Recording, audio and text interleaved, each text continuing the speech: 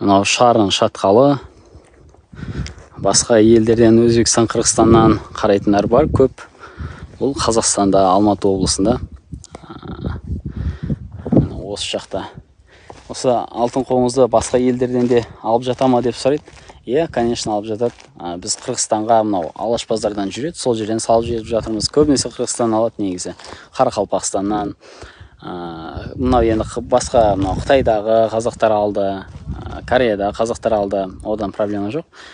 Ем болып жатыр, рахметін айтқан соң жыл сайын алып тұратындар бар дегендей. Өзінің таныстарына, туыстарына. Главный, бүйрек өте тас болмау керек, асқазанда язва болмау керек деп ескеріп жатамыз.